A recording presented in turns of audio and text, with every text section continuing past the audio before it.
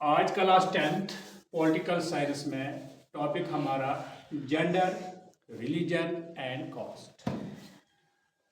Chapter number 3 gender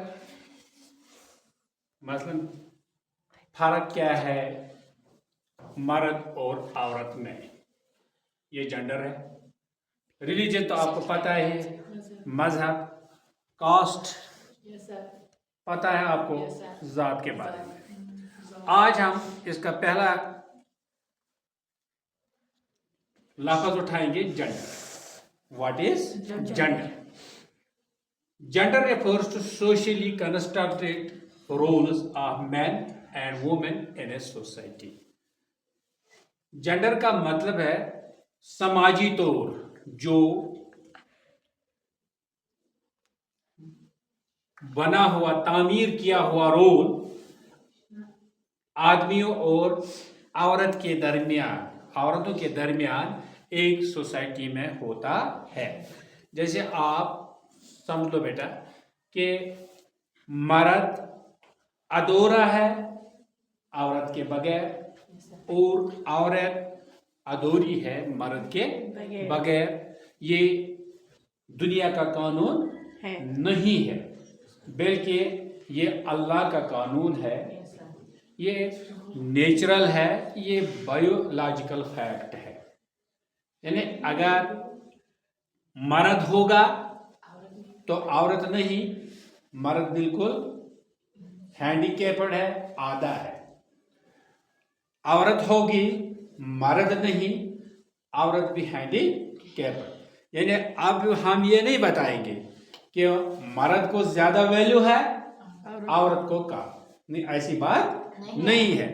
बल्कि अल्लाह ने भी कहा कि मेरे नजदीक सब बराबर हैं, लेकिन मुझसे ज्यादा इज्जत वाला कौन है? कुरान में सूरह हुजरात में अल्लाह कहता है इन्ना अक्रमकुम इंदल्लाहि अतकाकुम, आप में सबसे इज्जत वाला मेरे पास वो है जिसका तकवा ज्यादा हो, यानी जो अल्लाह को ज्यादा डरता हो, जिसको अल्लाह का ज्यादा खौफ हो। प्यारे नबी सल्लल्लाहु अलैहि वसल्लम से ज्यादा किसी को अल्लाह का मोहब्बत भी नहीं था और न अल्लाह का खौफ था। तो उसके बाद जिस बंदे को अल्लाह का खौफ हो, अल्लाह का डर हो, वो इतना इज्जत वाला अल्लाह के सामने है, चाहे वह मर्द हो या औरत हो।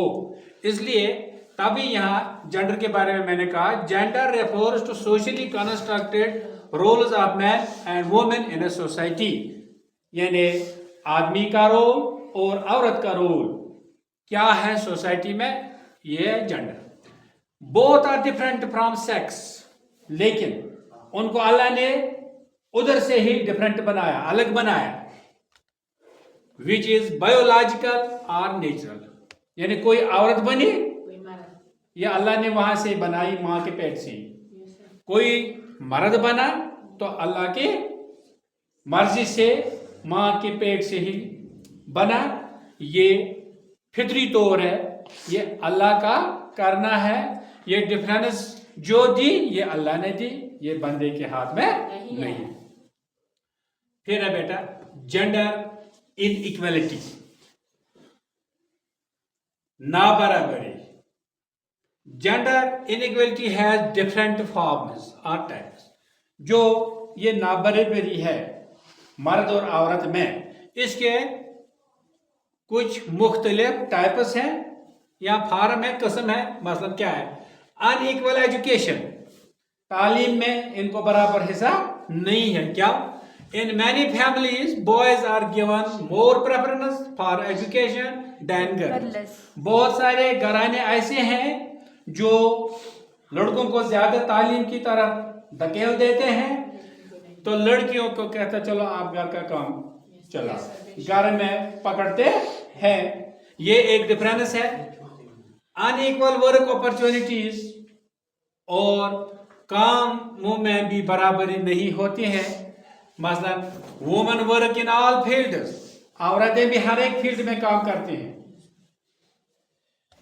मर्द टीचर है, औरत भी टीचर है। मर्द डॉक्टर है, औरत भी डॉक्टर है। مرد مزدوری کرتا ہے عورت بھی مزدوری کرتی ہے. مرد پکاتا ہے عورت بھی پکاتی ہے. مرد کپڑے دھوتا ہے عورت بھی. مرد انجینئر ہے لڑکی بھی. یعنی کوئی فیلڈ نہیں جہاں عورت کام نہیں کرتی. But they are still get, مگر ان بیچاروں کو کیا ہے, لوور ویجز, ان کو مزدوری کم ملتی ہے. جاب اپرچونٹیز, اور ان کو کام بھی کم ملتا ہے, نوکری بھی کم ملتی ہے. وومنز ہاؤس ہولڈ ورک, گھر کا کام کاج عورت کی ذمہ داری. Women's work at home for cooking, cleaning, raising children and managing domestic issues etc. But this work is, دیکھو عورتوں کو زیادہ کس کے لیے رکھا گیا گھر میں, پکانے کے لیے, صفائی ستھرائی کے لیے, ریزنگ چلڈرن بچوں کو پالنے کے لیے, اینڈ مینیجنگ ڈومیسٹک ایشوز گھر کے کام کرنے کے لیے. But this work is not recognised, لیکن اس کام کو عورتوں کو وہاں کیا اس کی شکر گزاری نہیں ہوتی ہے. گھر میں کہتے ہیں بیٹی کہے گی مجھے آج میں تھک گئی, آج میں نے یہ کام کیا, میں اس کو کیا بتاؤں گا, اپریسیشن نہیں کروں گا, بیٹی ٹھیک ہے شکریہ آپ کا, آپ نے یہ کام کیا, بلکہ میں کہوں گا آپ نے کیا احسان رکھا, آپ تو اسی کے لیے ہے. نہیں, ایسے نہیں ہوئی ہے, ناٹ ریکاگنائزڈ, ان کی اس کام کی قدر نہیں ہوتی ہے. ناٹ پیڈ, اس کو ان پر اس کی کوئی پیمنٹ ملتی ہے. تیسرا, لٹریسی ریٹ ان انڈیا, ہمارے ہندوستان میں پڑھائی کی rate, female literacy rate is lower than male literacy, یعنی فیمیل کا ایجوکیشن مردوں سے بہت کم ہے. ڈیو ٹو دیز ریزنز, اس کے کچھ وجوہات کیا ہے, پاورٹی, غربت کی وجہ سے, ارلی میرج یا سویرے ان کی شادی کی جاتی ہے, اینڈ ہاؤس ہولڈ ریسپانسبلٹیز, اور گھر کا کام کاج, گھر کی ذمہ داری ان پر چھوڑی جاتی ہے. اسی وجہ سے یہ جینڈر ان ایکویلٹی پیدا ہوتی ہے. پھر ہے بیٹا وومن امپاورمنٹ, اب عورتوں کو پاور دیا گیا ہے, پولیٹیکل ریپرزنٹیشن, یعنی سیاسی طور عورتوں کو سیاسی ریپرزنٹیشن بھی. Women are still less represented in parliament and state assemblies, ابھی بھی پارلیمنٹ میں اور اسمبلی میں عورتوں کی بہت کم تعداد ہوتی ہے. Only around 14 to 15 MPs in Lok Sabha are women. تقریباً 100 میں سے 14 یا 15 ممبر آف پارلیمنٹ عورتیں ہیں. کہاں؟ لوک سبھا میں. Local panchayat, the constitution made 1/3 seats reserved for women. اور جو ہمارا آئین ہے, کانسٹیٹیوشن ہے, انہوں نے 1/3 سیٹس مخصوص رکھے عورتوں کے لیے پنچایتوں میں, میونسپلٹیز میں. ان دس وے وومنز پارٹیسپیشن انکریزڈ, اس سے عورتوں کی پارٹیسپیشن, حصہ داری میں بڑھوتری ہو گئی. وومنز موومنٹ, اب وومنز موومنٹ ان عورتوں کی تحریک. Women's movement demanding the following rights, جب عورتوں کی یہ موومنٹ اٹھی تو انہوں نے کچھ رائٹس اپنے مانگے, کچھ اپنے حقوق مانگے. مثلا کیا مانگا بیٹا؟ رائٹ ٹو ایجوکیشن, تعلیم کا حق انہوں نے مانگا. ایکول ویجز, برابر ان کو بھی کیا مرد کے برابر پے ملنی چاہیے, ویجز ملنی چاہیے, پروٹیکشن فار وائلنس.